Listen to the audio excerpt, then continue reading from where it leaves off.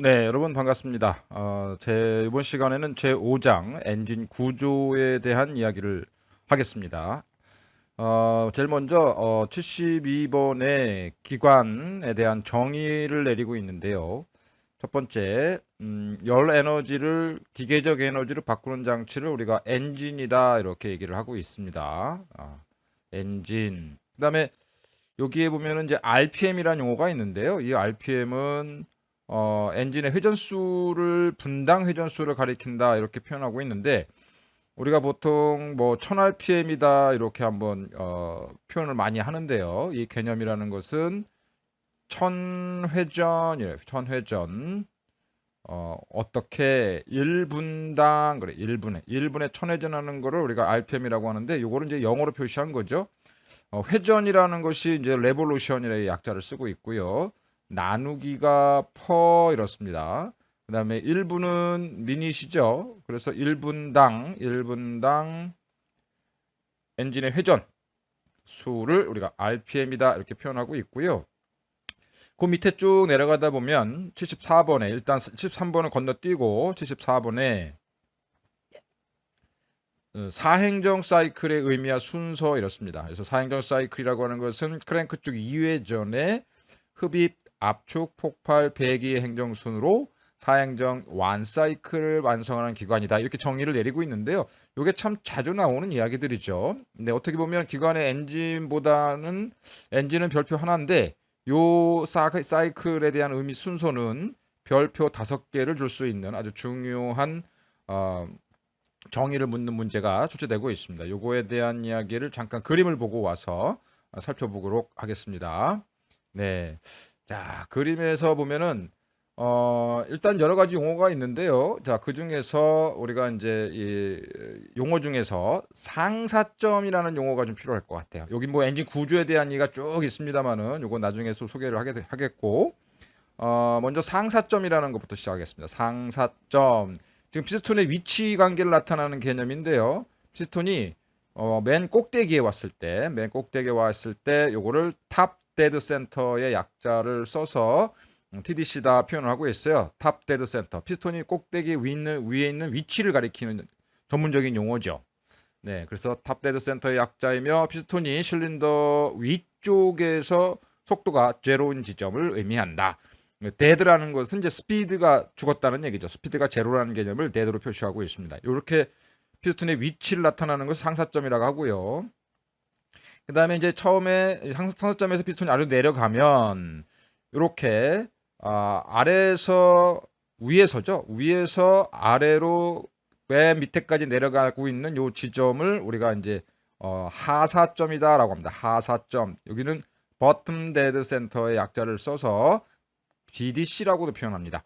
버텀 데드 센터의 약자이며 피스톤의 속도가 맨 아래에 위치할 때 속도가 제로인 상태를 말합니다. 그래서 우리는 이렇게 피스톤의 위치에 따른 상사점과 하사점을 표시하고 여기서부터 여기까지의 거리를 뭐라고 그러냐? 행정이라고 합니다. 스트로크라고도 표현하고요. 그래서 피스톤이 위에서 아래로 이렇게 한번 내려올 때 흡기 밸브가 오픈이 되고요. 오픈이 되고 피스톤이 내려오게 되면 여기는 진공이 될 것이고 이 진공력에 의해서 새로운 혼합기가 빨려 들어오고 있죠. 요 과정을 무슨 과정? 예, 흡입 행정. 흡입 행정. 입자가 2개가 들어가 있네요. 예, 흡입 행정이라는 말을 사용하고 있고요. 그러므로 인해서 크랭크 축은 맨 꼭대기에서 이렇게 반바퀴를 회전하는 모습을 보였습니다. 자, 두 번째. 이번에 하사점에서 상사점으로 올라갔을 때 압축 행정을 하게 된다고 보고 있고요. 그 다음에 피스톤에 의해서 폭발을 하게 되면 요거를 폭발 행정이다 표현을 하고 있죠. 그 다음에 마지막으로 뭡니까? 배기 행정이 있습니다. 배기 행정, 배기가스 바깥으로 내보내는 것. 자, 이와 같이 흡입, 압축, 폭발, 배기를 가주면서 하나의 폭발 행정을 갖게 되는데요. 동력 행정을 갖게 되는데 요 순서를 묻는 문제가 상당히 많이 발생하죠.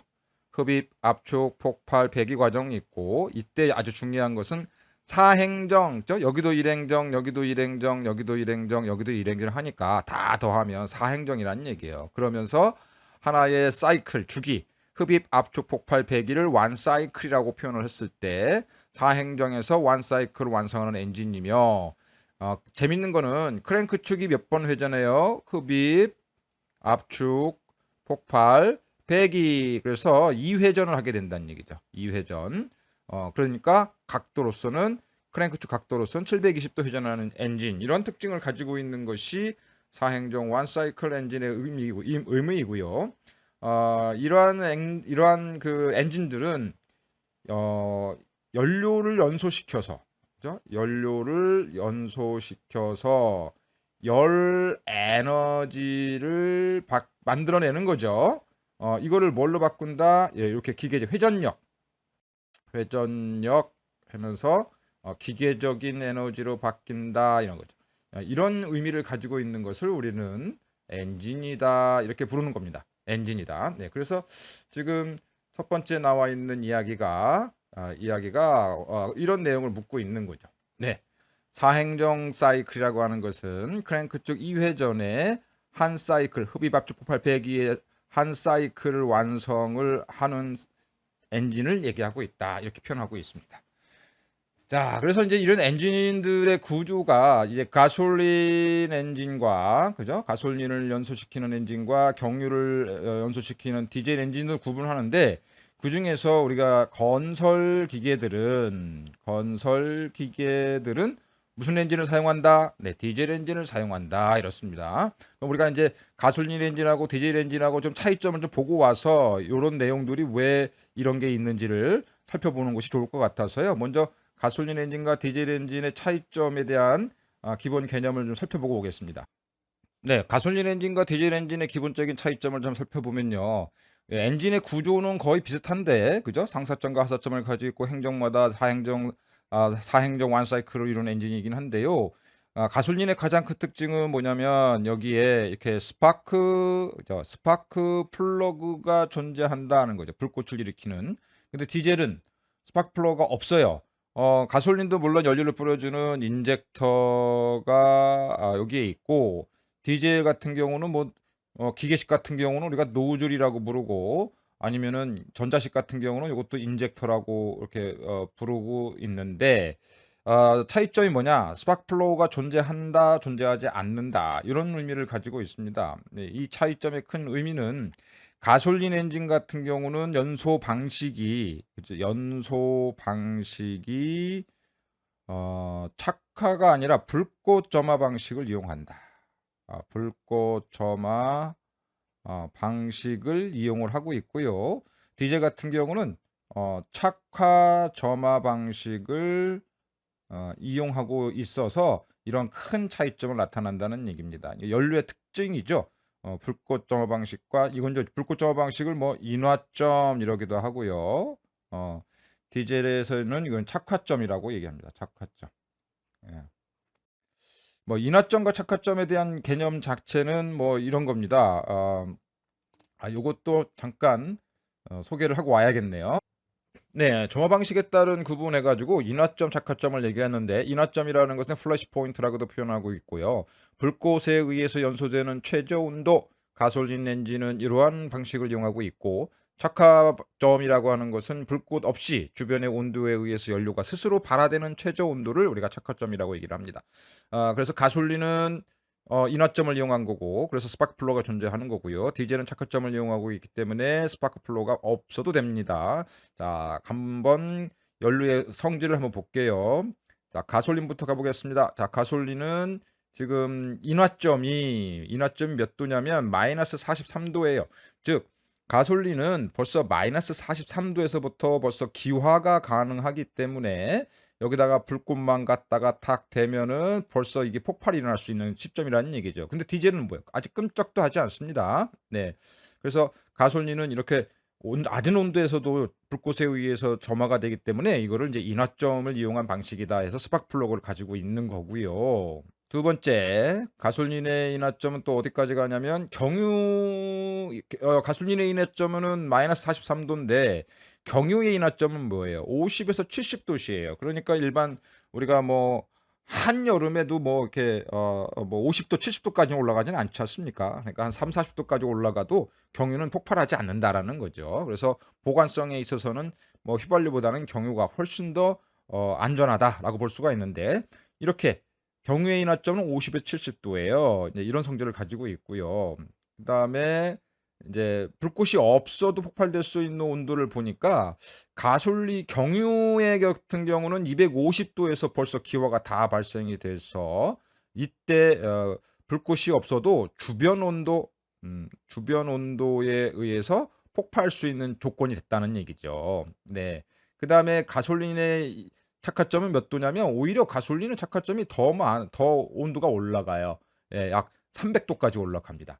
착화점으로 본다면은 경유가 훨씬 더 낮고 가솔린이 훨씬 더 높다는 얘기를 하고 있습니다.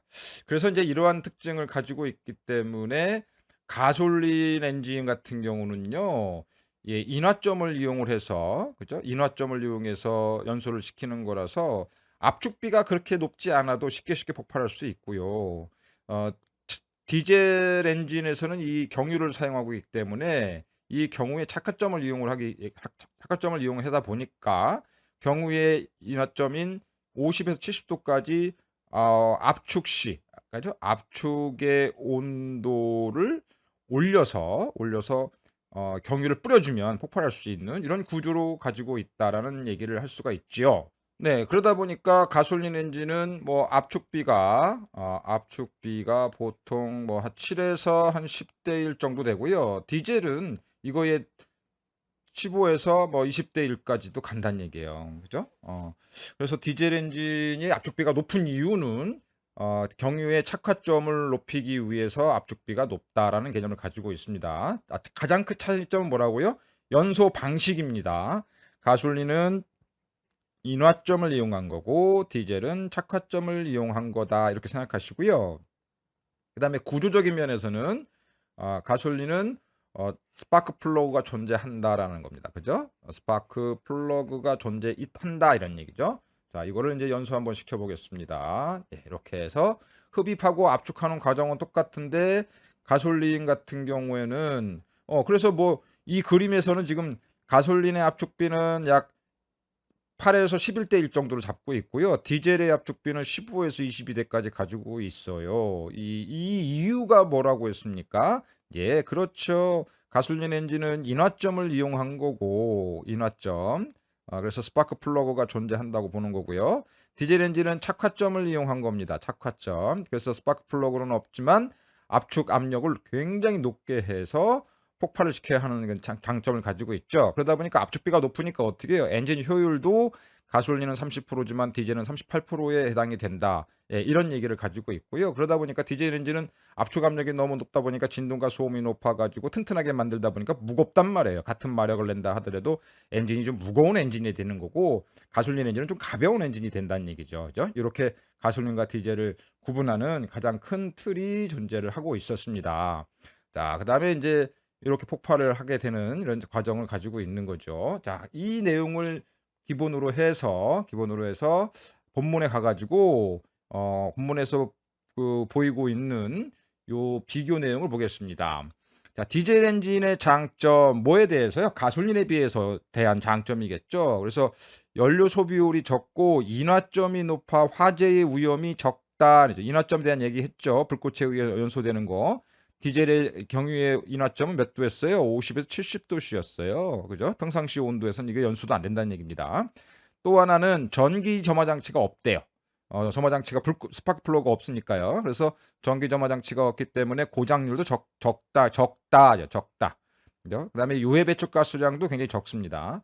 단점으로 가서는 압축 압력이나 폭발 압력이 굉장히 클 수밖에 없다는 얘기죠. 그래서 무거울 수밖에 없고, 따라서 소음과 진동이 좀 크고 제작비도 비싸고, 압축 참화 방식을 이용하기 때문에 겨울철에는 시동 보조 장치인 에어플로우가 반드시 존재할 수밖에 없는 이런 구조적인 문제를 갖고 있는 것이 디젤 엔진이라고 볼 수가 있다는 얘기예요. 그래서 여러분들은 이 디젤 엔진의 가장 큰 장점과 단점이 무엇이 있는지를 한번 비교하는 그런 시간을 한번 가져보게 된 겁니다. 네, 본문에서도 아주 자세하게 설명하고 있기 때문에 이 정도 넘어가고요. 자, 75번으로 갑니다. 엔진의 용어 정리. 가솔린 엔진에서 많이 나오는 용어 정리가 시험에 또 자주 출제되는 용어 정리가 있습니다. 블로우 다운이라는 용어와 블로우 바이 가스라는 용어. 그다음에 상사점, 하사점, 행정. 네. 요거 여기 이제 상사점, 하사점, 행정은 아까 말씀드렸죠. 처음에 피스톤의 위치가 가장 높은 곳, 피스톤의 위치가 가장 낮은 곳은 버텀 데드 센터, 가장 높은 곳은 탑 데드 센터 해가지고 상사점, 하사점 불렀던 거고요. 상사점과 하사점의 거리가 행정이라는 말을 했었습니다. 근데 이제 여기 있는 블루 다운이라는 용어와 블루 바이가스라는 용어가 좀 나오고 있고 밸브 오버랩이라는 용어가 나오는데 요거를 좀 설명을 좀 드리고 가야 될 것 같습니다. 먼저 블루 다운이라는 용어를 설명해야 되는 건데요. 요건 좀 시간이 좀 필요하지만 그래도 그림을 통해서 보시면 쉽게 이해할 수 있으니까 그림을 통해서 보고 오겠습니다. 네, 지금 이 그림은 피스톤의 움직임이 어디에 있느냐에 따라서 상사점에서 하사점으로 내려오는 과정 중에서 밸브가 언제 열려서 언제 닫히냐고 하는 이런 그림을 한번 표현하는 그림인데요.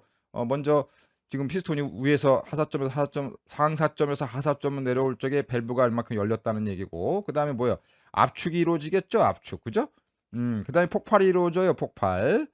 또 폭발 180도. 그 다음에 배기가스가 이루어집니다. 자, 이런 경우에는 흡기나 배기 밸브가 어때요? 흡기나 배기 밸브가 겹치지 않고 딱딱, 그죠? 오픈이 되고 닫히고 해서 겹치는 구간이 없다는 얘기죠. 근데 이렇게 운행하면은 고속 시에는 힘들어요. 왜냐하면 공기가 드나드는 양이 적기 때문에, 짧은 시간 내에 드나드는 양이 적기 때문에 우리는 이 시간을 좀 늘릴 필요가 있습니다. 그래서 지금 뭐 밸브가 미리 열린 거 보니까, 예, 이렇게 미리 열려서 나중에 닫히는 거죠. 이만큼 나중에 닫히는 거예요. 그러니까 밸브가 열리는 시간을 처음에는 요만큼 열리게 만들었는데 지금 앞으로 뒤로 더 늘린 거죠. 밸브 열리는 시간을. 흡기 밸브뿐만 아니라 이제 배기 밸브도 그렇게 할 건데요. 그다음에 압축을 하고 그다음에 폭발을 하고 그다음에 이제 배기를 하는데 이와 같이 배기 밸브도 미리 열린단 말이에요. 그죠? 미리 열려서 배기 밸브가 나중에 닫히게끔 되어 있어요. 자, 여기에서 우리는 밸브 오버랩이라는 용어를 사용합니다. 오버랩. 음. 즉 흡기 밸브와 배기 밸브, 이거 배기 밸브의 이게 닫힘이죠.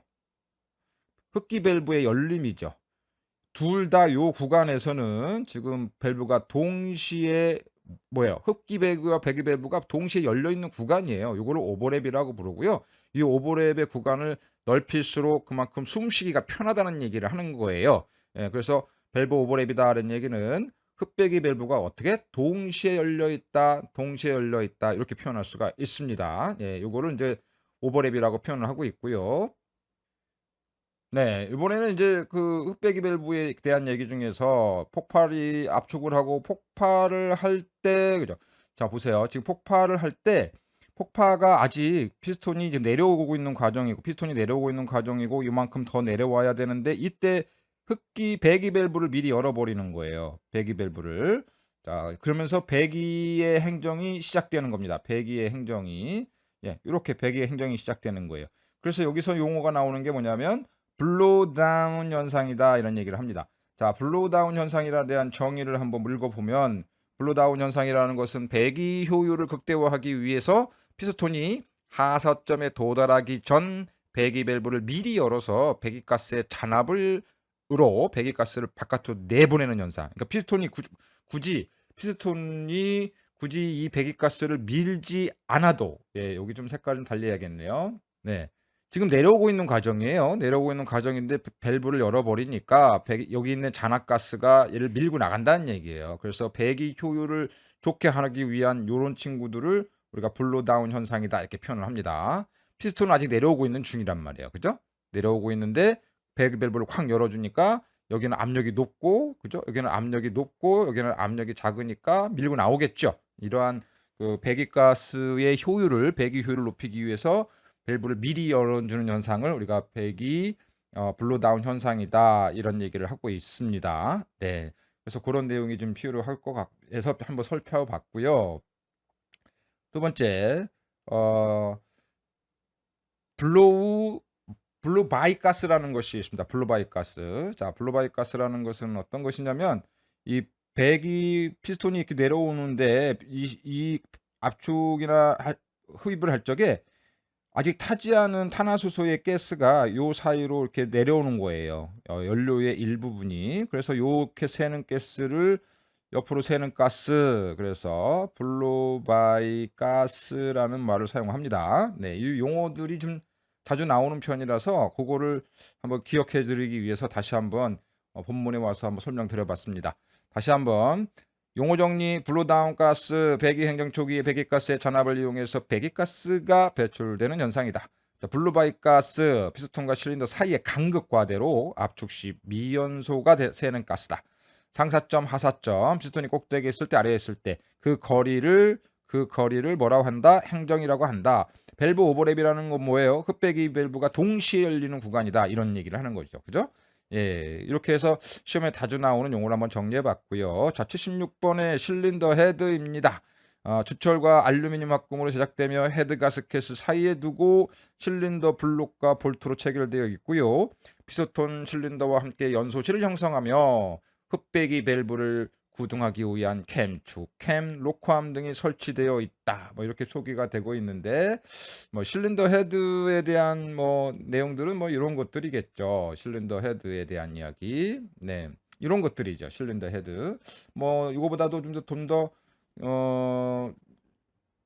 소개해드릴 수 있는 게 아까 처음 해봤던 내용에서 요 엔진이겠죠. 예, 요거겠죠.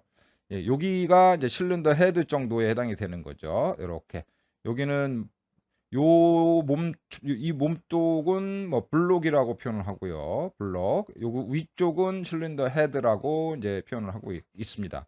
그래서 실린더 헤드와 블록 사이에는 가스켓도 있고요. 여러 가지 밸브 장치를 하기 위한 친구들도 있고 등등등. 요런 구성으로 구성되어 있다. 이렇게 볼 수가 있겠네요. 그래서 실린더 헤드에 대한 뭐 정의 아니면 구성 요소 이런 것들 잠깐 물어본 것 같고요. 자, 실린더 헤드의 탈부착 시 주의사항. 이거는 뭐 시험이면 반드시 나오는 이야기들이 상당히 많이 나오는 이야기들입니다. 한 10별도 5개인데 실린더 헤드 볼트를 풀 때와 조일 때 어떻게 조이고 풀어야 되느냐가 참 시험에 마지막 많이 나오는 이야기입니다. 그다음에 볼트를 조일 적에는 반드시 규정 토크를 조이기 위해서 무슨 렌치를 사용한다? 토크 렌치. 토크 렌치라고 하는 것은 볼트나 너트의 조임의 크기를 정하는 기구인데요. 측정 도구인데 볼트의 힘의 크기를 사람의 힘으로 측정하기가 어려우니까 기계를 응용을 해서 볼트의 크기를 정하는 것, 이거를 우리가 토크 렌치라고 표현하고 있습니다. 네, 실린더 헤드의 볼트 너트의 조임에 대해서 잠깐 살펴보고 좀 오겠습니다. 예, 실린더 헤드 여기 있네요. 네, 요게 요런 거죠. 실린더 헤드가 이렇게 생겼고요. 우리가 실린더 헤드는 알루미늄 합금으로 좀 많이 만들어져 있고, 이 실린더 헤드가 알루미늄 합금으로 만들어졌기 때문에 좀 많이 변형이 일으켜요. 온도의 영향을 좀 많이 받고, 그래서 이 헤드의 변형도 측정하는 것들도 많이 있고요. 그 다음에 더 중요한 것은 시험에서 많이 나오는 것들은 이렇게 얘를, 그죠? 요거를 풀림으로 보고요. 요거를 조임으로 봐야겠네요. 예, 이거를 조임. 그래서 풀림은 이런 식으로 1, 2, 3, 4, 5, 6, 7, 8, 9, 10 바깥에서 안쪽으로 대각선으로 풀거나 아니면 이런 식으로 풀 수도 있습니다. 이렇게. 그죠? 이런 식으로. 그죠? 예. 나선형으로 바깥에서 안쪽으로 들어갈 수도 있고요. 풀 때는 그와 반대로 풀 때는 이렇게 해주고 조일 때는 반대로 안에서부터 바깥쪽으로 이렇게 조이거나 아니면 대각선으로 조여도 된다는 얘기를 하는 거죠. 대각선으로 조인다. 이렇게 조이고 이렇게 조이고 이렇게 조이고 이런 식으로 대각선으로 간다라는 거예요. 예, 요 내용들이 우리 시험에서는 엄청 잘 나오는 이야기입니다. 꼭 기억해 주면 좋겠고요. 자, 77번 실린더 블록이네요. 실린더 블록에서 위쪽은 실린더 헤드가 부착되어 있는데 실린더, 냉각수 통로, 오일 통로와 엔진의 각 부품이 부착되어 있다. 아래쪽은 오일 팬이 설치되어 있다 등등이 있는데요. 여기서 장행정, 단행정, 정방행정에 대한 이야기를 좀 잠깐 하고 오겠습니다. 예, 요 내용도 어려운 내용은 아닌데 처음 보시는 분들한테는 또 필요한 내용이기 때문에 그거를 잠깐 보고 오겠습니다. 행정과 내경에 따른 부분인데요. 이렇게 요 위에 지름을 우리가 이제 행정이라고 행정이 아니라 내경이라고 부르죠. 내경. 그래서 어떤 친구들은 이렇게 행정과 내경과 행정의 길이가 똑같은 것들이 있어요. 이렇게 만들기도 하고 내경과 행정이 이렇게 짧은 것들이 있고요. 행정에 비해서 내경에 비해서 행정이 짧은 게 있고 또는 이렇게 긴 것이 있어요. 긴 것. 그래서 이거를 단행정이다. 요거를 정방행정이다. 요거를 장행정이다. 이렇게 구분하고 있다는 얘기예요. 가장 큰 특징은 이렇게 행정이 길면 뭐가 좋아지냐면 행정이 길다 했으니까 장행정이잖아요. 그죠? 장행정 같은 경우는 토크가 힘이 아주 쏘아져요. 힘이 좋아지고 여기서는 토크라고 표현할 거고요. 이렇게 짧게 만들면 힘보다는 속도가 좋아집니다. 속도. 이런 가장 큰 특징을 잡고 가면 될 것 같아요. 그래서 행정보다 기냐 짧으냐 뭐 이런 내용 가지고선 구분하는 방법을 우리가 문제에서 소개하고 있는 것으로 볼 수가 있죠. 그래서 장행정은 뭐예요? 행정이 길다. 단행정은 짧다. 그죠? 내경이 더 크다. 행정이 길다. 정방행정 똑같다. 뭐 이렇게 구분하고 있는 거죠. 네. 자, 그다음에 이제 피스톤에 대한 얘기가 좀 나왔는데 피스톤 볼까요? 피스톤은 실린더 내에서 왕복 운동을 하며 흡입 공기를 압축을 하고요. 폭발 행정 압력으로 발생한 동력을 크랭크 축에 전달해서 크랭크 축에 회전을 시키는 역할을 해주는 것이 피스톤이다. 뭐 이건 뭐 다 알고 있는 내용이죠. 여기도 밑에 있는 거 보니까 피스톤이 이렇게 그려져 있죠. 네. 자, 피스톤 링에 대한 얘기를 하는 겁니다.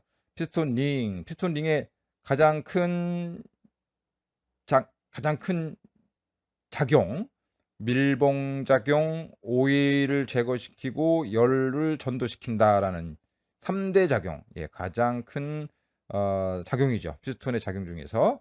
네, 그래서 이런 피스톤 링에 대한 이야기들도 우리가 시험에서 좀 많이 볼 수가 있습니다. 네, 이렇게 피스톤 링이 1번 압축링, 2번 압축링 하고선 요 세 개를 묶어서 오일링이라고 이제 부를 건데 오일링에는 이제 사이드링 두 개 사이에 오일링이 들어가는 거예요. 그러다 보니까 가스가 새지 못하게끔 밀봉 작용도 하고요. 실린더 헤드에서 받은 열을 바깥쪽으로 전달해주는 전달 매개체가 되기 때문에 냉각 작용이라는 것도 하고 되면서 또 열 전달도 하게 되는 거죠. 하나가 더 붙었죠. 이거 냉각 작용이나 열 전달은 똑같은 내용이고 오일 제거가 있어요. 오일 제거. 요 맨 끝에 있는 녀석이 오일링인데 오일링이 실린더 벽에 붙은 오일을 긁고 내려간단 말이에요. 그래서 그런 여러 가지 내용 중에서 가장 일반적으로 우리가 이제 알고 가야 될 내용을 피스톤링의 3대 작용으로 한번 뽑아봤습니다. 자, 80번 문제입니다. 크랭크 축의 구조예요. 피스톤의 왕복 운동을 회전 운동 변환시키는 축을 얘기한다라고 했는데 여기에 봤더니 뭐 크랭크 축이 이렇게 지그재그로 되어 있죠. 지그재그로. 그죠? 그래서 크랭크 축의 이름을 보니까 뭐 이건 크랭크 축이고 이렇게 피스톤이 연결되어 있는 것은 크랭크 축 핀이라고 부르고 여기는 가운데에 있는 친구들은 저널이라는 말을 표현을 하고 있고 여기 저널과 크랭크 축 핀과 사이의 이 거리는 크랭크 축 암이라고 표현을 하고 있고요. 그다음에 무게의 균형을 맞추기 위해서 이렇게 쇠붙이가 이렇게 붙어 있는데 이거를 밸런스 웨이트라는 용어를 또 사용하고 있습니다. 이런 용어들을 좀 문제에서 잠깐 내군 것 같고요. 자, 기계식 리프터와 유압식 리프터의 장단점을 한번 보는데 뜬금없이 그죠? 기계식 리프터와 유압식 리프터라는 용어가 나왔는데요. 네, 요거는 이제 밸브 간극 때문에 나온 이야기인데 그거 잠깐 설명을 해드릴게요. 일단은 기계식 리프트 방식은 밸브의 간극을 조정해야 되지만 유압식 리프트 방식은 밸브 간극을 조정할 필요가 없으므로 유압식은 밸브 간극이 제로가 된다. 이게 가장 큰 특징이에요. 유압식은 뭐라고요? 네, 밸브 간극을 제로화 시킬 수 있다라는 개념이에요. 네, 그림에서 보는 것처럼 이제 기계식 리프트 같은 경우는 이 밸브 스템과 밸브가 내려치는 로코암 사이에 이 간극을 둔단 말이에요. 이 간극을 두는 이유가 뭐였습니까? 밸브가 열받으면 이만큼 늘어날 수 있는 공간을 만들어 놓기 위해서 이만큼을 띄운다라는 얘기예요. 그래서 이 밸브 간극이 너무 크면은 어떤 일이 발생하느냐? 밸브가 잘 안 열린단 말이에요. 그죠? 오히려 인제 밸브 간극이 너무 작을 때는 또 어때요? 밸브 너무 작을 때 나왔으니까 보죠. 흑배기 밸브의 열린 기간이 길어지고 엔진 출력도 감소되며 흑배기 밸브 간극이 작은 경우 역화나 실화 현상이 발생할 수 있고, 배기 밸브의 간극이 작을 경우 후화 현상이 발생할 수도 있다. 뭐 전문 용어가 나왔는데, 아무튼 밸브 간극이 너무 작으면요, 밸브가 너무 많이 열리는 거예요. 그죠? 쓸데없이. 그죠? 너무 많이 열리는 거. 그래서 우리는 이제 기계식 리프트 같은 경우는 이렇게 밸브 간극을 맞춰야 되는 상황이 발생했는데, 우리가 인제 이거를 기계식에서 유압식으로 바꿨다는 얘기죠. 그 유압식은 아까도 정의를 내렸지만 뭐라고 했냐면 밸브 간극을 제로화시킬 수 있다. 이거를 굳이 맞추지 않아도 된다는 얘기예요.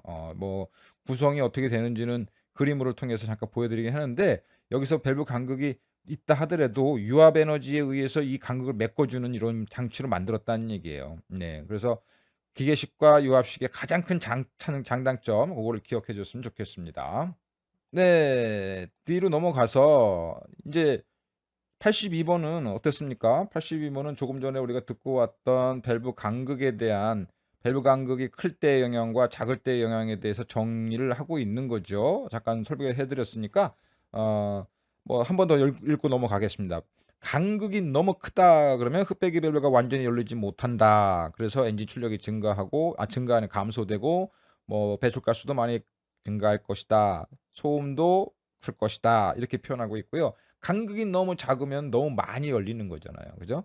그래서 밸브가 확실히 닫히지 못해서 엔진 출력도 감소되고 역화나 후화가 발생한다. 역화, 후화라는 것은 뭐냐면 뭐 오바이트 한다고 볼 수는 있어요. 이 폭발할 적에 배 흡기 밸브가 닫혀지지 않아서 가스의 일부가 바깥으로 펑 튀어나가는 거죠. 후화라는 건 뭐예요? 배기관 쪽으로 이 화염이 확 하고 나가는 거죠. 왜? 폭발 시에 밸브가 안 닫히니까. 그런 의미를 가지고 있다는 얘기입니다. 네. 네. 83번 디젤 기관의 연료 장치, 연료 공급 순서에 대한 이야기를 하고 있습니다. 요것도 우리 시험 문항에서 자주 나오는 용어 중에 하나죠. 생뚱맞게 "디젤 연료 공급 순서를 찾아봐라." 뭐 이런 것을 하는데, 지금 뭐 연료 탱크, 연료 공급 펌프, 연료 필터, 분사 펌프, 분사 노즐로 되어 있는데, 요거는 이제 그림을 좀 보고 와서 다시 한번 설명드리는 것이 맞을 것 같아요. 디젤 기관의 연료 공급 순서 굉장히 중요합니다. 우리가 인제 자동차의 그 연료에 따라서 가솔린인가 디젤인가 경유인가 뭐 디젤이나 경유랑 같은 얘기니까 LPG 가스냐 수습가스냐 뭐 이런 것들에 따라서 연료의 특성이 달라지면 그 연료를 실린더까지 공급하는 그 공급 과정에 변화가 발생한다는 얘기죠. 그래서 그 과정 공급 순서에 대한 과정을 알고 있느냐를 묻는 문제가 자주 출제가 되고 있습니다. 한번 살펴보겠습니다. 자, 먼저 연료 탱크가 먼저 나오죠. 네. 연료 탱크가 있고 이 연료가 이쪽으로 인제 이렇게 올라갑니다. 자, 올라가요. 자, 올라가면은 어디를 거치냐면 두 번째 연료 공급 펌프라는 곳을 거치게 됩니다. 예. 여기 있는 이 손잡이는 우리가 인제 플라이밍 펌프라고 표현을 하는데, 플라이밍 펌프. 예. 그러니까 연료 공급 펌프가 있고 플라잉 펌프가 인제 같이 붙어 있는 겁니다. 인제 엔진 구동이 되면 연료를 빨아들이는, 그래서 연료를 빨아들이고 어디까지, 네, 요렇게 필터를 통해서 연료 이물질을 걸러주는 필터를 통해서 어디까지, 네, 여기까지요. 분사 펌프까지. 자, 분사 펌프까지가 이제 네 번째가 되겠죠. 분사 펌프까지 연료를 공급하는 것이 연료 공급 펌프예요. 그다음에 플라잉 펌프라고 하는 것은 이제 여기 연료가 공기가 차 있을 적에 수동으로, 그죠? 수동으로 펌핑하는 이러한 펌프를 플라잉 펌프라고도 표현을 합니다. 예, 플라잉 펌프. 자, 그다음에 여기에 인제 분사 펌프 안으로 이렇게 들어가게 되면 요 안에서 고압을 만들어내죠. 여기서 고압을 만들어내고, 그다음에 딜리버리 밸브를 이기고, 자, 딜리버리 밸브를 밀고 올라가서 여기에 있는 요렇게 고압이 형성이 됐죠. 여기서는 고압이 형성된 연료를 요렇게 해서 노즐까지 내려와 가지고 분사되는 요런 과정입니다. 그래서 분사 펌프, 뭐 노즐, 요러한 순서를 가지고 있습니다. 그래서 밑에다 보니까 연료 탱크부터 우리가 시작을 했죠. 연료 탱크에서 연료 공급 펌프, 연료 필터, 분사 펌프, 노즐. 그다음에 어디 있습니까? 아, 리턴 파이프도 있네요. 여기 연료가 쏘아진 남은 연료를 뒤로 이렇게 해서 다시 리턴 시키는 이러한 과정을 가지고 있습니다. 네, 요 문제를 묻고 있었던 것이었습니다. 네, 자, 다시 본문으로 내려와서 또 어떤 내용이 있는지 살펴보겠습니다. 네, 84번 문제. 디젤 로킹의 발생 원인 그랬는데 이 디젤 로킹이라는 거는 조금 그 전문적인 용어죠. 그죠? 그래서 그에 대한 발생 원인을 찾는 건데 이 디젤 로킹에 대한 얘기를 잠깐 하고 와서 밑에 내용을 읽어보도록 하겠습니다. 자, 디젤 로킹은 또 어떤 이야기를 좀 하고 있냐면, 네, 지금 그림을 좀 보시는 것처럼 지난번에 우리가 가솔린 엔진과 디젤 엔진의 어떤 상황을 좀 살펴봤는데 구조에 대해 살펴봤는데, 예, 요거 디젤 로킹이 이제 연료를 받아들여 가지고 흡입 압축 폭발 배기 과정을 통해서 연료가 들어오는데요. 이제 이렇게 되는 거죠. 이렇게. 자, 어떤 거냐면 먼저 우리가 디젤 로킹이 나왔으니까 디젤 로킹부터 한번 설명을 드리면 정상적인 연소가 있어요. 정상적인 연소. 그 정상적인 연소가 어떤 거냐면 연료가 이제 쏘아지겠죠. 이렇게. 네, 지금 색깔이 다 비슷해서 네, 연료가 이렇게 쏘아지겠죠. 그죠? 쏘아지는데 불꽃 여기서는 이제 착화 점화 방식이다 보니까 그죠? 착화 점화 방식을 사용하다 보니까 첫 번째 여기 들어와 있던 연료가 폭발을 하는 거예요. 첫 1번 폭발. 그다음에 여기 있는 폭발 온도, 폭발 에너지가 두 번째 연료 쪽으로 이렇게 전달을 하는 거죠. 주변에 이제 폭발 압력도 생성되면서 전달 해가지고 아주 높은 압력이 피스톤을 밀어내고 크랭크 쪽에 회전력을 얻어내면 요거를 우리가 정상연소다 이런 얘기를 해요. 정상연소. 네. 근데 이제 첫 번째 폭발할 적에 요 에너지가 시간이 있어요. 착화 시간이라고 표현을 하는데 연료가 연소가 되는 시간을 착화 시간이라고 하는데 이 착화 시간을 1000분의 4초 4ms 이내에서 얘가 이제 폭발이 되어야만 그죠? 이 친구가 이제 폭발이 되어야만 정상적인 연소가 이루어지는 거예요. 그런데 이 착화 시간이 지연이 된다라고 보는 거예요. 착화 시간이 지연이 되면 어떤 일이 벌어지냐면 자, 지연이 되는 경우를 볼게요. 지연이 되는 경우에는 자, 이쪽으로 들어왔던 연료들이 얘가 예, 착화 시간이 너무 지나다 보니까 1000분의 4초 이내에 폭발이 되지 않다 보니까 연료들이 계속 막 쌓이는 거예요. 여기저기. 그죠? 여기저기 막 쌓입니다. 쌓여서 시간이 지나고 나니까 폭발을 하는 그 지점이 요렇게 뭐 한 군데서 폭발하는 것이 아니고요. 이 색깔이 자꾸 여기 A라는 곳도 폭발을 하고 B라는 곳도 폭발을 하고 뭐 C라는 곳도 이렇게 폭발을 하게 된단 말이에요. 군성군성 연료가 모여 있는 곳에서 한꺼번에 다발적으로 그렇게 다 보니까 다발적인 폭발에 의해서 이렇게 연료 압력이 생기고 폭발 압력이 생기고 여기도 폭발 압력이 또 생기겠죠. 이렇게 서로 다른 방향의 폭발 압력이 생기겠죠.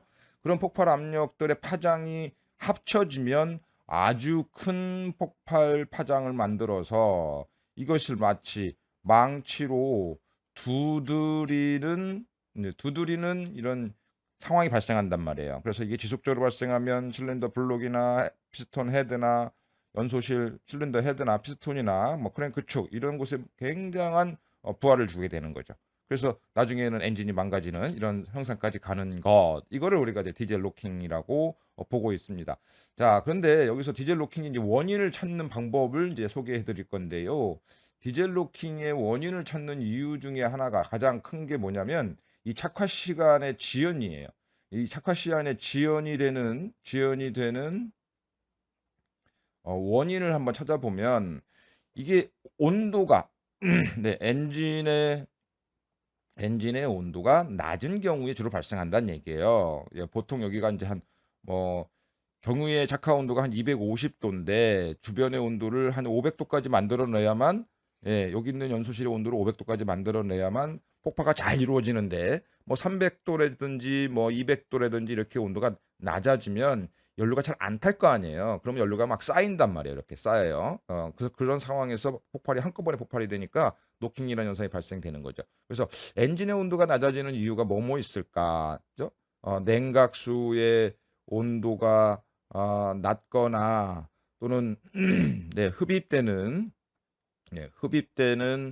흡입 온도가 낮거나 또는 압축비가 낮은 경우에도 발생하고 있고요. 또는 저 RPM에서도 이게 노킹이 발생할 수 있고, 예, 아무튼 온도가 낮은 거예요. 이제 근데 우리가 낮은 원인을 찾아내는 거면 되는 거죠.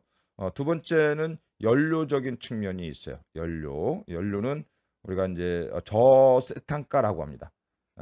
노킹이 일어나지 않게끔 우리가 고세탄가를 사용해야 되는데 저세탄가 연료를 사용하게 되면 디젤 노킹이 발생하게 됩니다. 자, 이런 것들이 이제 디젤 로킹의 원인이 되는 거죠. 그래서 디젤 로킹의 정의를 이렇게 내리고 있습니다. 연소 초기에 연료의 착화 지연으로 인한 다량의 연료가 동시 발화함으로써 발생되는 급격한 압력이 실린더 헤드, 블록, 피스톤 등을 타격하는 금속음을 우리가 노킹이라고 부르고 있다라는 거예요.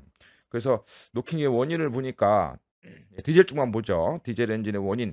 엔진의 온도가 낮은 경우, 압축비가 낮은 경우, 공기 온도가 낮은 경우, RPM이 너무 느린 경우, 냉각수 온도가 낮다, 분사 개시 분사량이 너무 많다, 네, 분사 시기가 너무 빠르다, 네, 또 낮은 세탄가의 연료를 사용한다. 네, 이렇게 이제 표현하고 있는데 가솔린과 디젤 노킹 원인은 서로 반대이긴 합니다만은 지금 이제 디젤 노킹의 원인을 가지고 이야기하고 있으니까 디젤 노킹만 보고 왔습니다.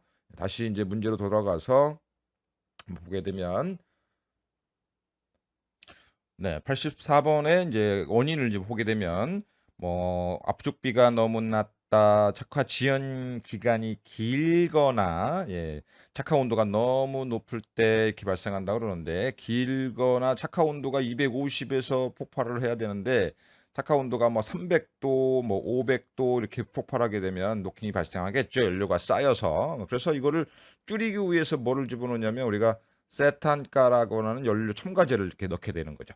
자, 세 번째, 실린더 벽 온도나 흡기 온도가 낮은 경우, 그죠? 낮은 경우, 엔진 회전수가 너무 느려 천천히 움직인단 말이야. 그래서 디젤 엔진들은 천천히 움직이면 노킹이 발생하니까 이게는 머슴용으로 만들어 놓은 엔진이기 때문에 부하를 걸어서 움직여줘야 된단 말이에요. 악셀 페달을 좀 많이 밟아줘야 된단 말이에요. 다섯 번째, 연료의 분사량이 많거나, 그죠? 분사 시기가 너무 늦은 경우, 예, 디젤 연료가 원인인 경우, 세탄가 낮은 연료를 사용했을 때 등등이 디젤 노킹의 원인으로 볼 수가 있습니다. 좀 공학적인 내용이지만 우리가 그림을 보고 와서 여러분 소개를 했기 때문에 좀 이해가 되지 않을까 생각이 됩니다. 네. 자, 그다음에 85번에 CRDI라는 용어는 이제 Common Rail Direct Injection의 약자를 써서 표현한 건데 디젤 기관의 구성인데요. 요거는 이제 전자식 디젤 엔진을 얘기하는 거예요. 전자식 컴퓨터를 이용을 해서 연료와 분사 시기나 양을 아주 정밀하게 조절할 수 있는 것. 야, 요것도 이제 각궁의 구성 요소를 찾아봐라 하는 것이 나오고 있는데요. 예. 그것도 우리가 그림으로 좀 보고 와서 여러분한테 소개를 해드리는 게 좋을 듯 합니다. 야, 그림으로 먼저 보고 오겠습니다. 네. 네, 이 그림이네요. CRDI 엔진의 가장 큰 친구들은 이런 겁니다. 먼저 연료 탱크가 있고요. 그다음에 CRDI하고 일반 차량들하고 틀린 게 뭐냐면 이게 컴퓨터를 가지고 인젝터의 연료 분사량을 제어하고 있다는 거예요. 컨트롤하고 있다는 거예요. 요 차이가 있습니다. 그러다 보니까 연료 공급 과정에서도 비슷한 것 같은데 기계식하고 비슷한 것 같은데 약간의 차이는 가지고 있다. 첫 번째, 연료 탱크에서 연료가 올라갑니다. 두 번째, 연료 필터가 있고요. 그다음에 세 번째, 고압 펌프로 들어갑니다. 고압 펌프. 예, 그다음에 고압 펌프와 저압 펌프가 나눠져 있고요. 처음에는 이게 고압 펌프로 들어가는 게 아니라 네, 고압 펌프 속에 있는 저압 펌프 쪽으로 먼저 들어가는 거죠. 네. 그래서 연료의 탱크 속에 있는 연료를 고압 펌프 쪽으로 밀어 넣는 역할을 해주는 게 저압 펌프고요. 실제 이제 고압으로 들어간 이 연료가 고압으로 만들어져서 요렇게 어디로 들어가냐면 이 커먼 레일이라고 하는 이 연료 파이프 쪽으로 들어간다는 얘기예요. 연료 파이프로 들어간 다음에 옆에 보니까 다른 기계식에는 없었던 연료 압력 센서가 있습니다. Fuel Pressure Sensor, FPS라고도 하는데 연료 압력 센서가 있고 이 연료 압력 센서는 연료가 압력이 높은지 낮은지를 감지를 해서 컴퓨터한테 보내주면 연료에 이 리턴이 되고 있는 자 이게 리턴 되는 구멍이거든요. 리턴 되고 있는 이 뒷부분을 막았다 열었다 해가면서 연료 압력을 필요한 만큼 일정하게 유지시켜 주는 거죠. 그래서 연료 압력 조절기라는 말을 사용하고 있는 거예요. 그죠? 네, 이렇게 한 다음에 그다음에 연료가 이제 뒤로 와가지고 연료가 이제 쏘아질 적에는 뭐 인젝터가 쏘아지겠죠. 네. 그럼 이러한 구성 요소를 좀 가지고 있습니다. 그래서 커먼 레인 디젤 엔진들의 또 전반적인 어떤 흐름을 한번 살펴보면 연료 공급 과정은 이렇게 연결되어 있습니다만은 전자식 CRDI의 전체적인 내용을 보게 되면 이렇습니다. 자, 컴퓨터가 있고요. 이 친구들이 하는 역할이라고 하는 것은 이제 연료를 쏘아주는 역할을 하는 거잖아요. 무슨 신호를 받아서 예, 여기 있는 이 공기의 흐름을 감지를 해주는 거죠. 여기 공기가 이렇게 쫙 들어오면 공기가 얼만큼 들어온다라는 것을 계산할 수 있는 에어플로우 센서의 신호를 가지고 이 신호를 기반으로 해서 컴퓨터가 연료 라인에서 공급되고 있는 탱크에서 필터를 통해서 저하 펌프, 고압 펌프까지 연결되어 있는 상황에서 연료 파이프까지 들어온 연료를 인젝터로 통해서 실린더로 공급해주는 이런 과정인데 누구를 가지고 있다고요? AF 센서, 그죠? 그다음에 ATS. AF 센서나 ATS는 뭡니까? 요거는 공기 온도, 공기량을 측정해 주는 거고, 요거는 뭐예요? 공기 온도를 측정해 주는 거죠. 그다음에 여기는 악셀 페달이 있네요. 그죠? 운전자가 악셀 페달을 밟으면 거기에 따르는 연료도 보상을 해주고, 네, 요런 기능들을 하고 있는 것들을 우리가 이제 CRDI 엔진이다라고 표현을 하고 있어요. 예. 또 하나 좀 살펴볼 수 있는 거는 여기 터보 차저라는 것이 있습니다. 터보 차저라는 것은 미실린더에 공기를 많이 밀어넣기 위해서, 그죠? 공기를 많이 밀어넣기 위해서 배기가스가 나가는 힘을 이용해 가지고 이 친구를 밀어내는 거죠. 압축을 해 가는 거죠. 이런 것들을 우리가 터보 차저라고 한다. 이 터보 차저를 하게 된 이유는 뭐예요? 엔진의 출력을 향상시키기 위해서 같은 공간에 공기를 많이 넣겠다는 의지를 가지고 있는 거죠. 그러다 보니까 여기 터보 차저에서 압축된 공기의 온도가 높아지니까 이 온도를 식혀주는 중간에 쿨러가 있죠. 중간에 쿨러가 있는 거예요. 그래서 인터쿨러라는 용어를 사용하죠. 그래서 조금 더 온도를 식히게 되면 공기 밀도가 높아져 가지고 더 많은 공기를 넣을 수 있다. 예, 인터쿨러를 달게 되면 10%가 더 증가한다. 이런 내용도 있습니다. 네, 이렇게 해서 우리가 디젤 엔진의 기본적인 내용을 좀 살펴봤고요. 다시 문제로 가서 본문으로 가가지고 내용을 살펴보겠습니다. 네. 저하 펌프라는 게 있었고 커먼 레인, 연료 압력 센서, 온도 센서, 압력 제어 밸브, 그죠? 그다음에 인젝터 이런 내용으로 구성되어 있었죠. 네, 요거를 좀 살펴봤으면 좋겠고요. 86번에는 85번보다는 86번이 훨씬 더 많은 문제들이 출제가 되고 있습니다. 별표 5개입니다. 자, 연료 탱크에 연료를 가득 채우는 이유, 어떤 이유가 있습니까? 라는 거예요. 이런 연료 탱크에 우리가 연료를 가득 채우는 이유는 연료 탱크에 연료가 얼마밖에 없으면은 여기에 유증기가 씁니다. 유증기. 그죠? 증기가 많이 공기와 연료와 뭐 수증기 뭐 이런 것들이 섞여 있단 말이에요. 그러면 여름에는 괜찮은데 추운 겨울 같은 경우에는 이 안에 들어있는 공기 속에 들어있는 이 수분들이 그죠? 수분들이 응결돼 가지고 쪼르르륵 타고 이 탱크 안에 고여요. 이렇게 탱크 안에 고이게 되면 연료 펌프에서 물을 빨아올리는 이런 현상이 발생하게 됐죠. 그래서 물을 빨아올리면 어떤 일이 발생합니까?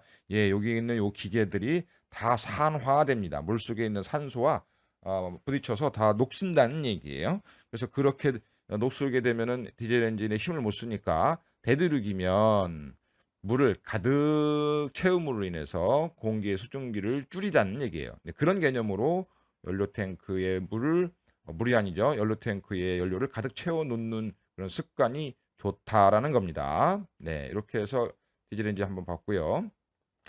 87번. 네, 윤활유의 작용인데요.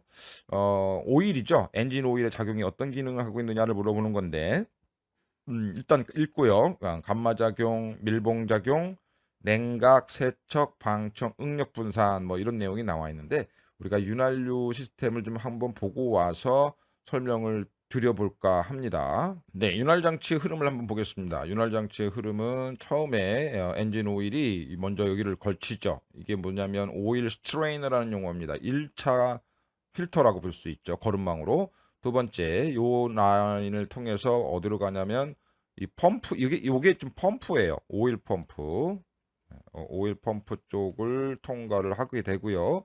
그다음에 여기 있는 요 자그만한 요 친구는 지금 압력 조절 밸브라고 해가지고 릴리프 밸브라고 해서 압력이 너무 높으면 연료가 이쪽으로 칭 하고 빠져나옵니다. 얘를 밀고 이런 기능이 있다. 그다음에 오일 필터, 오일 필터는 다 아시죠, 그죠? 네, 그다음에 바이패스 밸브가 있는데 이건 뭐냐면 여기에 있는 필터가 막혀버리면요. 지금 아마 제가 그림을 그려놓은 것 같은데 필터가 막히면은 바이패스 한번 눌러봐야 되나요? 필터가 막히면 오일 공급이 끊기면 엔진에 큰 문제가 있으니까 요게 막혀도 오일이 이렇게 올라와서 이 밸브를 밀고 올라가서 공급에는 문제 없게끔 이렇게 만들어 놓은 거를 우리가 바이패스 밸브다 이런 얘기를 하는 겁니다. 자, 오일의 여행을 한번 떠나보면 블록을 나와가지고 각종 오일 통로를 통해서 이렇게 크랭크 축에다가 오일을 공급을 해주고요. 그죠? 공급을 해주고 위에 올라가서 캠 축까지 연료를 공급을 해준 다음에 다시 떨어지는 밑으로 떨어지는 이런 라인을 가지고 있다라는 겁니다. 물론 이제 요 피스톤 주변에도 오일을 공급을 함으로 인해서 피스톤과 실린더 벽의 마모를 최소화시키는 역할을 해주는 것들이 오일의 역할이라고 볼 수가 있죠. 그래서 우리가 이제 오일을 어, 해주는 역할은 윤활 장치가 오일을 넣는 이유는 당연하죠. 엔진의 마모를 최소화하기 위해서 하는 역할이잖아요. 그죠? 마모를 최소화하기 위해서. 그 외에도 여러 가지가 있습니다만은. 자, 그다음에 또 어떤 것이 있냐면은 윤활유 윤활유 오일 점검 방법에 대한 얘기를 하고 있어요. 오일 점검은 이렇게 합니다. 이렇게 오일을 정지시켜 놓고 워밍업 후 평탄한 곳에 오일을 주차를 한다. 오일 양을 점검하는 방법을 잠깐 논하고 있는데요. 오일 양 점검 방법 평탄한 곳에 주차를 한다. 자동 시동을 오프한다. 엔진을 끄고 하는 겁니다. 레벨 게이지가 얘인데, 그죠? 레벨 게이지가 얘인데, 를 뽑아서 보면 여기가 F로 되어 있고 여기가 로우로 되어 있어요. 이렇게 로우선, 풀선 있는데 되도록이면 요 선 가깝게 오일이 묻어 있어야 된다는 얘기예요. 그래서 오일 레벨 게이지를 뽑는다. 로우선과 풀선에서 풀에 있는지 확인한다. 오일량 과다 및 부족 시에는 오일을 배출 및 보충해서 규정 오일량에 맞추는 게 좋겠습니다라는 것이 이제 자주 문제가 나오고요. 여기 있네요. 로우와 풀선. 네. 요것도 참 많이 나오는 이야기입니다. 오일 가지고 색깔 가지고 문제성을 찾아보는 것. 검정색은 일단 오염된 거고요. 붉은색과 노란색이 있는데 4에틸랍이 유입되어 있으면 붉은색이래요. 요즘에는 이런 연료를 찾아볼 수는 없습니다만은 예전에 나왔던 문제가 계속 회자되기 때문에 같이 알아두시면 좋을 것 같아서 문제를 만들어 봤는데 우리가 가솔린 같은 경우는요. 옥탄가라는 것을 이제 넣게 되는데 연료를 노킹을 억제시키기 위해서 그 옥탄가가 납이에요. 납. 4에틸 납 속에 들어 있는 거죠. 납을 넣음으로 인해서 연료가 좀 덜 타게끔 만든단 말이에요. 가솔린 같은 경우는. 그때 그 색깔을 넣으면 붉은색이 됐어요. 요즘에는 이제 무연 가솔린 대신에 이제 옥탄가를 벤졸계의 어떤 화학 물질을 첨가시키는데 얘가 또 색깔이 노래요. 그래서 오일이 무연 가솔린이 유입이 되면 노란색이고 4에틸랍의 그 가솔린이 유입이 되면은 붉은색으로 변한다라고 보는 거죠. 우유색 이거는 냉각수가 유입됐을 경우에 우유색이 나옵니다. 그 중에서 가장 많이 나오는 문제는 요 우유색입니다. 꼭 이것만이라도 기억하자라는 거죠. 우유색은 냉각수가 일로 들어간 거예요. 네, 아주 위험한 상황이죠. 네, 위험한 상황입니다. 자, 그래서 우유색을 발견하신 분들은 빨리 엔진을 멈추고 수리를 한 다음에 운행을 하셔야 되는 것이죠. 자, 이렇게 해서 이제 요 엔진 오일에 대한 얘기를 한번 살펴봤고요. 다시 한번 윤활유의 그렇게 이런 윤활유의 작용은 엔진을 마찰을 줄이고 기밀 유지도 하고 피스톤과 실린더 사이에 기밀 유지해 주는 것을 얘기하는 겁니다. 그걸 우리가 밀봉 작용이다 이런 얘기도 하고요. 오히려 냉각 작용이 있는데 이 냉각 작용은 뭐 엔진을 뭐 실제 목적이 냉각은 아닙니다만은 냉각 효과도 있다라는 개념을 가지고 있는 거죠. 그다음에 세척 작용, 찌든 때를 긁어내는 작용도 해주고 방청 작용이라고 하는 것은 녹슬지 않게 해주는 거죠. 응력 분산이라는 것은 힘을 나눠서 골고루 분배시키는 역할을 응력 분산이라고 하는데 오일이 그런 역할도 크랭크 축에서 해주고 있습니다. 자, 오일의 윤활유의 구비 조건 요것도 뭐 외울 필요는 없습니다만은 한번 들어는 보셔야 되겠죠. 적당한 점도를 가질 것, 점도가 생명이죠. 윤활유는 적당한 점도를 가질 것, 청정성이 양호할 것, 적당한 비중을 가질 것, 인화점, 발화점이 요 문제 잘 나와요. 인화점이 발화점이 높아야 됩니다. 이게 오일이 엔진 가솔린처럼 막 폭발하거나 경유처럼 폭발하면 안 되잖아요. 그래서 불꽃에도 또는 주변의 온도에도 잘 버텨야 됩니다. 잘 타지 않는 그런 성질을 전문 용어로 이렇게 표현하고 있습니다. 우리가 인화점 발화점이라는 용어는 제가 디젤 엔진의 노킹 얘기할 적에 처음 말씀드린 것 같아요. 자, 기포 발생이 적을 것, 카본이 적을 것 등등이 윤활유의 구비 조건이었고요. 자, 엔진 오일 점검 방법 아까 설명하고 왔는데 나오네요. 차량을 수평 상태로 두고 시동을 끈 상태에서 오일 레벨 게이지가 어디에 풀선에 그죠? 풀선에 있는지 확인한다. 부족 시에는 보충하고 뭐 너무 많으면 또 배출해야 되겠죠. 네, 그다음에 오염도나 점도를 점검한다. 자, 90번에 유압이 높아지는 원인과 유압이 낮아지는 원인 등을 소개를 하는데 요것도 한번 요게 좀 외우시면 되겠습니다만은 한번 그림을 보고 오시는 게 훨씬 더 효과적일 것 같아서 네, 오일이 높아지는 원인을 찾아가다 보면은 자, 오일이 이렇게 오일 스트레인을 통해서 예, 여기 있는 안전 밸브를 통해서 가는데 안전 밸브에 요 친구의 그 안전 밸브의 조절 압력이 너무 높은 거예요. 높다. 그죠? 얘는 어떻게 돼요? 여기 설정된 압력이 있는데 설정 압력이 너무 높으면 전체 오일 압력이 높아지겠죠. 그죠? 펌핑 능력은 일정하지만 여기 되돌아가는 오일의 이 스프링 장력이 너무 커지면은 오일 압력이 높아질 수가 있다라고 볼 수가 있어요. 우리가 여기는 볼트 보이죠? 이 볼트를 조절해 가지고 스프링 장력을 조절할 수가 있어요. 자, 그다음에 쭉 타고 올라가면 일반적으로 오일은 이런 식으로 오일이 들어가는 거죠. 근데 우리가 바이패스 정도를 한번 보게 되면요. 바이패스를 보게 되면 막혔죠. 막혔으면 여기 있는 이 바이패스 밸브는 처음에는 요 스프링 장력에 의해서 막혀 있단 말이에요. 처음에는 이렇게 돌았는데 지금은 얘를 밀고 올라가다 보니까 어떻게 돼요? 더 많은 힘이 필요하죠. 그래서 여기 있는 오일 필터가 막혀도 압력이 올라가고요. 그다음에 여기 있는 압력 조절 밸브가 너무 높아도 또 이게 압력이 올라가는 이런 증상을 가지고 있지요. 자, 그다음에 또 어떤 것이 있냐면 이 오일의 점도예요. 점도가 너무 높으면 압력은 또 올라가게 돼 있죠. 네, 요런 기능들을 우리가 이제 오일 압력이 높아지는 이유가 뭐냐 뭐 이런 것들 물어보고요. 그다음에 반대로 뭐예요? 오일의 압력이 낮아지는 원인은 또 뭐냐 이렇게 나올 수도 있겠죠. 그죠? 그래서 오일의 압력이 낮아지는 원인들은 또 이런 것들이죠. 오일이 없어요. 예, 오일이 별로 없어요. 오일이 부족하다 이렇게 보겠죠. 오일이 부족하면 공기가 들어가겠죠. 자, 그다음에 아까 점도 얘기했는데 점도가 또 너무 낮아요. 그러면 오일 압력이 떨어지겠죠. 그죠? 어, 그다음에 이제 또 어떤 것들이 있냐면 여기에 있는 오일 그 피스톤과 실린더 여기 있는 이 오일 간극 있죠. 오일의 간극, 어디와 어디와의 간극, 크랭크 축과 크랭크 축 베어링 사이에 오일이 흘러갈 수 있는 통로가 있는데 이 통로들이 너무 커버린 거예요. 오일 베어링이 너무 마모가 심해서 이런 경우에는 또 오일 압력이 떨어지겠죠. 네, 이렇게 해서 우리가 오일 압력이 높아지는 원인, 낮아지는 원인을 자주 묻는데 그거를 정리를 이렇게 해봤더니 이렇습니다. 일단은 우리가 점도가 높다 낮다라고 하는데 그거를 점도를 수치로 표시한 거를 점도 지수라고 표현하고 있고요.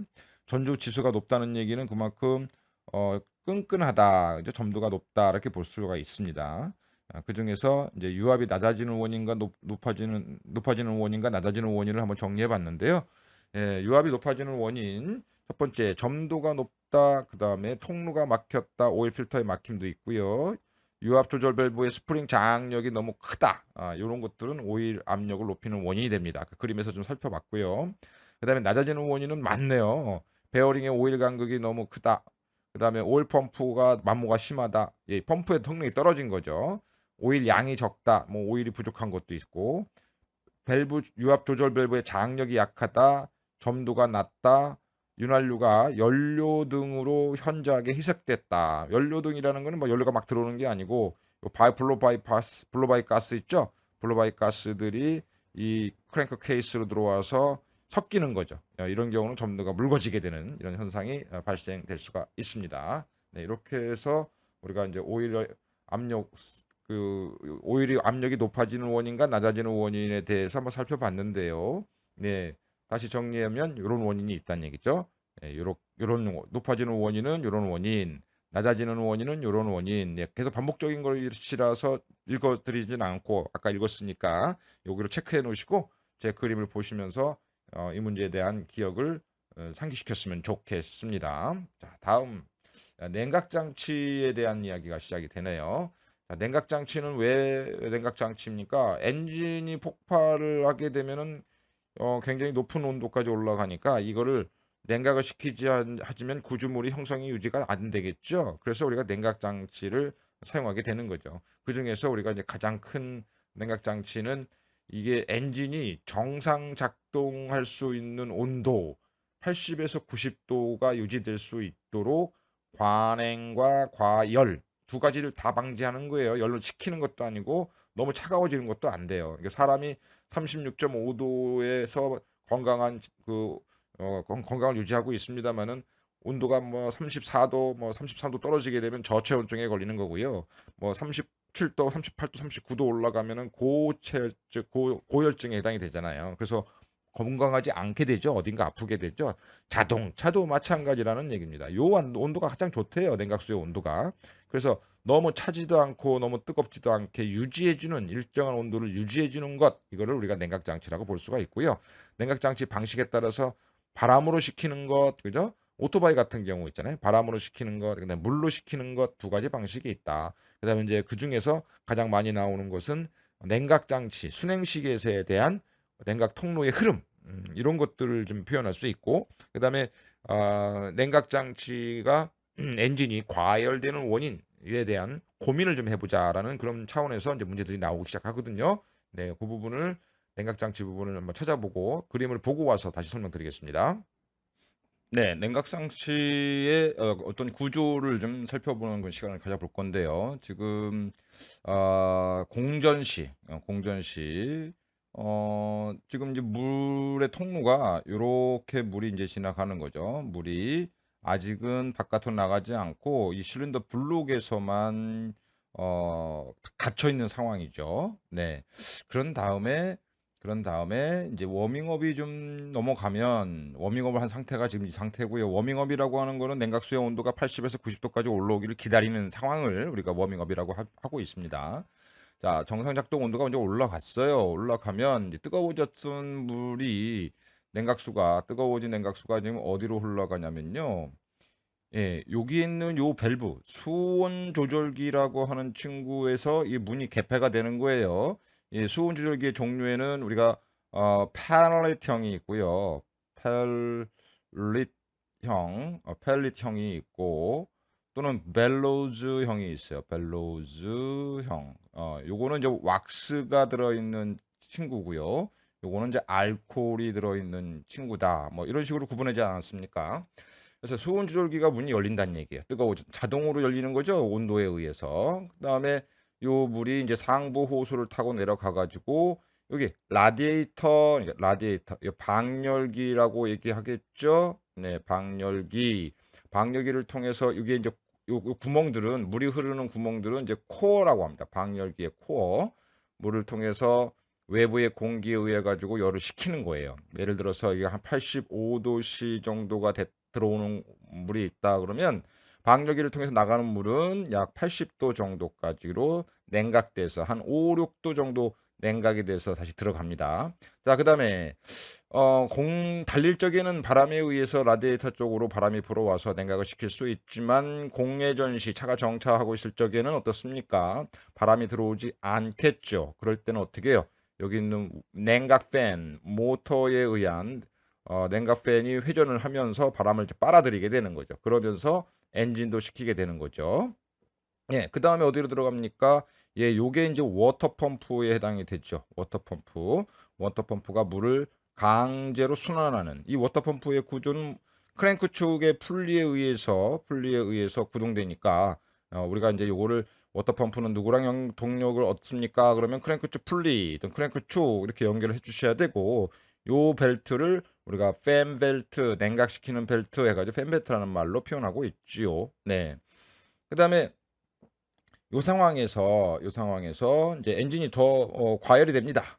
물론 인제 엔진이 끓는 온도가 일반 물은 한 100 도에서 끓지만 이 냉각 장치는 요 위에 라디에이터 캡에 있는 이 스프링 장력에 의해서 아주 기가 막힌 기술이죠. 장력을 한 대기압보다 0.9 내지는 한 1.0 정도의 압력에 버틸 수 있게끔 만들어 놔서 냉각수 온도가 100 도씨에서 끓는 것이 아니고 약 120도 내지는 130 도까지 온도가 올라가도 버틸 수 있게끔 만들어 놨다는 얘기죠.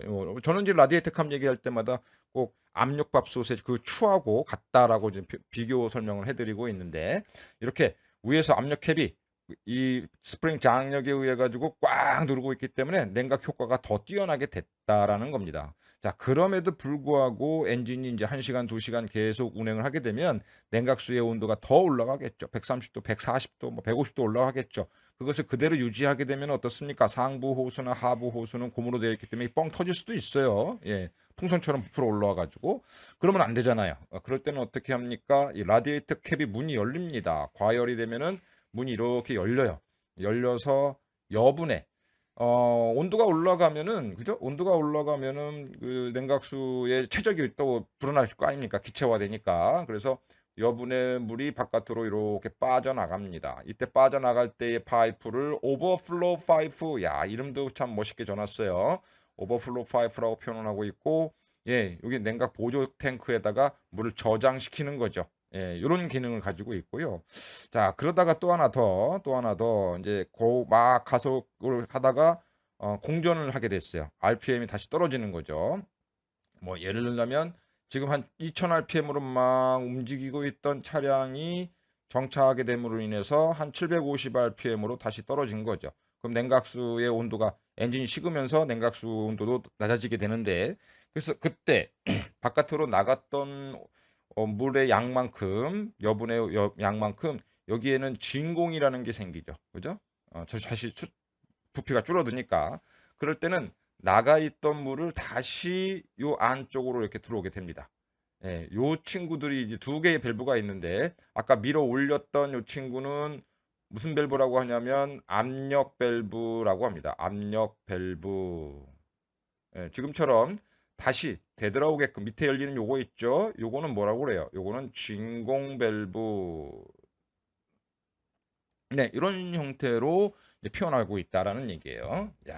자, 근데 이제 우리 이 시험에서 가장 많이 나오는 것은 이제 엔진의 구조도 구조지만은 냉각 장치의 구조도 구조이지만 이 과열이 언제 왜 발생하느냐 하는 거예요. 과열. 이게 냉각수가 제대로 일을 못해서 엔진 온도가 팍 올라가는 이러한 과열 현상은 언제 발생하느냐, 왜 발생하느냐를 묻는 문제들이 참 많이 발생을 하죠. 그때 인제 암기하시려고 하지 마시고 지금처럼 이 그림을 연상시켜서 한번 이어가시면 좋겠습니다. 첫 번째, 지금 뭐 인제 우리가 과열 현상을 얘기하는 거죠. 과열의 원인을 찾아보는 거예요, 원인. 첫 번째, 냉각수가 어떻습니까? 냉각수가 부족한 경우도 있을 수 있겠죠. 이건 당연한 거고. 자, 두 번째, 여기에 있는 수온 조절기가 열리지가 않는 거예요. 그래서 냉각을 시켜 줘야 되는데 이 순환이 안 되는 거죠. 그래서 수온 조절기, 그죠? 수온 조절기가, 아이고 이거 조절기인데 절조라고 썼네요. 잠깐 지우고 수온 조절기가 닫힘 상태에서 고장이 난 거예요. 닫힘 고장. 그죠? 이런 게 있을 것이고 호수가 찢어지는 것도 있겠네요. 뭐 냉각 호수, 호수의 불량, 호수의 불량 이런 것도 있을 수 있고 그다음에 이렇게 오다 보면 뭐예요? 라디에이터 캡 있죠? 이 라디에이터 캡의 스프링 장력이 제 성능을 발휘하지 못하는 거예요. 그래서 라디에이터 방열기 캡이죠. 뚜껑 캡 불량으로 볼 수도 있다는 얘기예요. 그다음에 뭐 있습니까? 여기에 코어의 막힘, 그죠? 이런 부분들이 막히면 라디에이터 코어의 막힘, 이것도 냉각 순환을 방해하는 역할을 할 수 있고요. 그다음에 또 하나 있습니다. 여기 냉각 핀이라는 것이 있는데 이 열을 식히기 위한 면적을 넓게 하기 위한 핀이 있는데 이거 냉각 핀인데 이 핀에 냉각 핀이죠. 냉각 핀에 뭐 파손 이것도 이제 문제가 될 수 있겠죠. 그다음에 뭐가 있습니까? 여기 모터 라디에이터 팬 모터의 일곱 번째 라디에이터 팬 불량으로 볼 수가 있어요. 불량. 그다음에 또 어디 있습니까? 여기 있네. 워터 펌프의 불량도 있을 수 있죠. 그죠? 워터 펌프. 여덟 번째. 많네요. 증상이. 워터 펌프 불량. 그죠? 펌프 불량. 또 아홉 번째. 옆에 있는 요 펜벨트 있죠. 펜벨트의 장력, 그죠? 펜벨트 장력이 불량하다. 이렇게 표현할 수가 있어요. 그다음에 또 있을 수도 있죠. 여기 블록이 깨진 거거나 실린더 헤드가 깨지거나 아니면은 이제 실린더 헤드에 들어가는 이 가스켓, 가스켓이 파손된 경우도 우리가 이 엔진이 과열되는 증상으로 볼 수가 있다는 얘기죠. 그래서 이런 것들을 뭐 저는 지금 다 암기해서 한 게 아니잖아요. 우리 그림을 보면서 하나하나 따라가다 보니 이런 일이 발생할 수 있겠구나라고 볼 수가 있겠죠. 네. 그래서 그런 내용들을 우리가 살펴보고 본문으로 가서 한번 내용을 살펴보겠습니다. 93번에는 수온 조절기에 대한 얘기가 나와요. 서머스탯, 엔진 냉각수의 온도를 항상 일정하게 유지하기 위해서 실린더 헤드와 라디에이터 사이에 설치되며 물의 흐름을 제어하는 장치이다. 두 가지 종류가 있다고 그랬어요. 펠리트형과 벨로우즈형. 그죠? 펠리트형과 벨로우즈형. 여기에는 이제 내부에 왁스와 고무가 봉입된 형태이고 내부에 알코올이 들어갔어요. 에테르 알코올이 들어가 있는 상황인데 여기 수온 조절기를 조금 더 우리가 그려놓은 것이 있어서 그걸 좀 보고 올게요. 이제 이런 친구입니다. 지금 냉각수의 위치가 여기에 있는 수온 조절기인데 이 수온 조절기의 종류를 이렇게 두 가지로 나열되고 있습니다. 하나는 뭐예요? 펠렛형이라는 친구하고 하나는 벨로우즈형이라는 친구인데 얘네들의 작동이 이렇게 작동을 시키면 이런 식으로 그죠? 펠렛형은 왁스의 부피 팽창에 의해 가지고 열리는 거고 여기는 알코올의 그 부피 팽창에 의해서 문이 개방시켜주는 뭐 이런 형태인데 보통 이제 이런 친구 벨로우즈형 같은 경우는 이제 디젤 기관에 좀 많이 사용한다고 하고 있고 펠리트형 같은 경우는 가솔린 기관에 좀 많이 사용한다라고 하고 있어요. 두 가지 방식이 있다 정도만 확인하시고 본문으로 다시 들어가겠습니다. 그다음에 압력식 캡에 대한 얘기입니다. 자, 압력식 캡은 뭐가있어요? 압력을 높여주는 역할을 해주는 거죠. 냉각 계통의 압력을 일정하게 유지하며 비등점을 112도로 상승시켜서 저는 한 120도라고 얘기했는데 얘는 112도라고 얘기하는데 이거 뭐 숫자는 큰 의미가 없습니다. 요즘에는 고속용 엔진이라서 더 많이 온도가 올라가고 있습니다만은 아무튼 높은 온도에서도 버틸 수 있게끔 유지시켜 주는 것이 압력식 캡이다라고 하고 냉각 효율을 높이는 장치이고 압력 밸브 및 압력 스프링 진공 밸브 등으로 구성되어 있습니다. 자, 라디에이터 어디에 있는지 아시죠? 이거를 우리가 이제 방열기라고도 얘기합니다. 방열기. 뜨거워진 냉각수가 라디에이터로 유입되어 수관으로 흐르는 동안 자동차의 주행 속도와 냉각판에 의해 유입되는 대기와의 열 교환이 냉각 핀에서 이루어져서 냉각된다. 뭐 이렇게 하고 있습니다. 갑자기 딱꼭질이 나서 죄송합니다. 자, 96번입니다. 과열의 원인죠? 이거는 제가 아주 자세하게 설명드렸잖아요. 한번 읽어볼게요. 냉각수가 부족하다. 압력식 케벨 스프링 장력이 약화됐다. 모터나 스위치 불량이다. 워터펌프 불량이다. 팬벨트 장력이 부족하다. 파손됐다. 라디에이터 코어가 파손됐다. 수온 조절기가 닫힌 고장이다. 예. 냉각수의 종류로는 중류수, 수돗물, 빗물 등이 사용된다라고 하고 있네요. 요거를 좀 더 살펴보면은 여기에서 사용되고 있는 냉각수는 그죠? 이 냉각수의 종류를 얘기하고 있는 거예요. 이 냉각수의 물의 종류, 그죠? 물의 종류. 네. 이 물은 뭐뭐뭐 사용한다고요? 네, 중류수를 이용했으면 좋겠고, 그다음에 빗물까지도 괜찮고, 수돗물도 괜찮다. 예, 이런 겁니다. 요거를 우리가 이제 연수라고 연수. 근데 뭐 개울물이라든지 개울물 또는 우물, 미네랄이 풍부하게 들어있는 우물물 또는 안반수 또는 바닷물 뭐 이런 것들은 안 된다라는 거예요. 이런 거는 이제 경수라고 해서 이 부동액하고 들어가서 보면은 부동액하고 섞여가지고 화학적 반응에 의해서 어떤 찌꺼기들을 막 만들어내는 부산물을 만들어내는 이런 성질을 가지고 있어서 이 코어들이 다 막힌다고 보는 거예요. 그래서 우리 몸에는 좋은데, 그죠? 몸에는 참 좋은데, 이런 미네랄들이 화학 물질과 화학 반응을 일으켜가지고 찌꺼기를 자꾸 만들어내요. 네. 또는 이제 그렇게 찌꺼기를 만들어내면 여기에 이제 물때가 막 끼인단 말이에요. 물때가. 그러면 열의 전달이 안 될 수 있기 때문에 오버히트 현상으로 발생할 수 있는 가능성이 좀 있겠죠. 네. 이렇게 해서 우리가 한번 살펴봤고요. 냉각수의 종류도 한번 살펴봤습니다. 네. 이번에는 뭐 공기청정기의 종류. 그 에어 클리너잖아요. 에어 클리너. 네.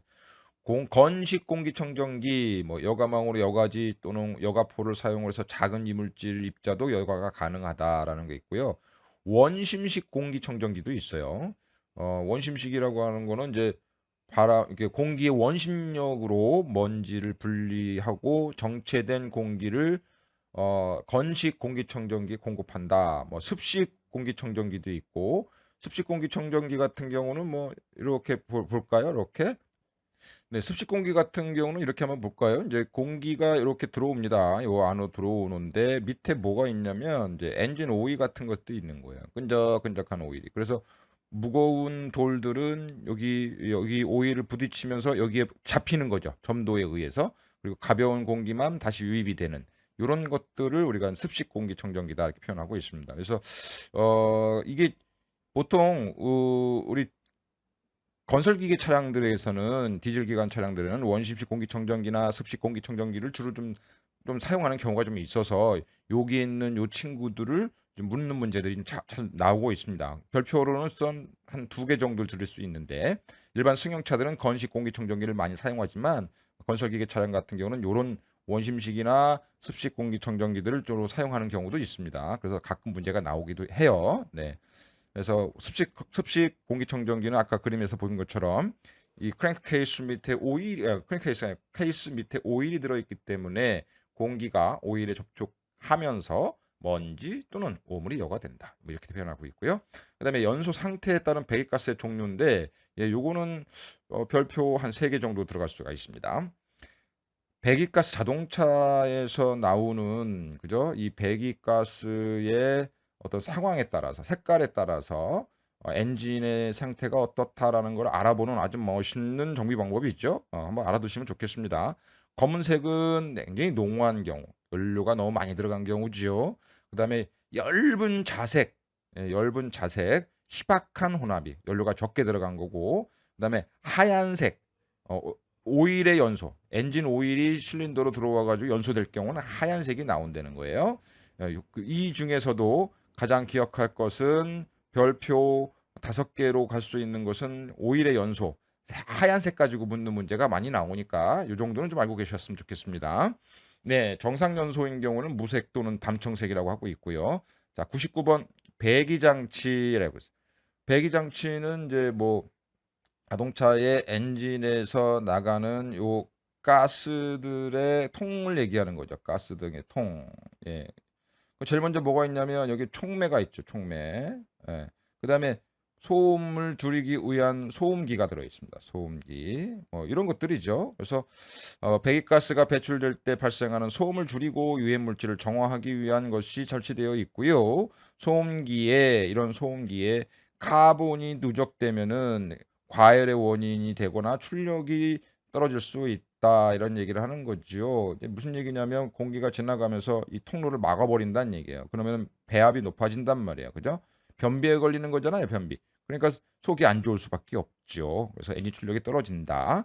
소음기 손상돼서 구멍이 생기면 배기음이 커진다. 여기에 구멍이 뻥 나면은요, 이쪽으로 소음이 엄청나게 크게 납니다. 네, 그런 차량들은 이 소음 규정법에 법에 어긋나니까 빨리 수리해서 정상으로 되돌려 놔야 되겠죠. 네. 자, 그다음에 열 번째, 100번째네요. 100번째 과급기 터보 차저라고 표현하고 있는데요. 지금 아까도 전에 터보 차저에 대한 얘기를 했는데 한번 읽어보고 그림을 한번 보고 오겠습니다. 자, 기관의 흡입 공기량을 증가시키기 위한 장치이다. 예, 좋지요. 왜? 왜? 예, 출력을 높게 하기 위해서. 그죠?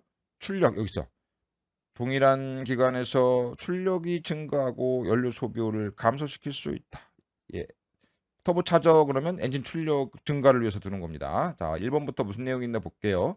흡기관과 배기관 사이에 설치되어서 엔진에 실린된 내 공기를 압축해서 공급을 하고 있고요. 이렇게 과급기를 설치하면 엔진의 중량은 10에서 15% 정도는 무거워지지만 출력은 훨씬 더 높아진다. 30에서 45%. 야, 그러면 뭐 디젤 기관 차량들은 이런 과급기를 안 달 이유가 없네요. 우리가 힘을 필요로 하는 디젤 기관을 만들었기 때문에 과급기를 달면은 굉장히 힘이 좋아진다는 얘기죠.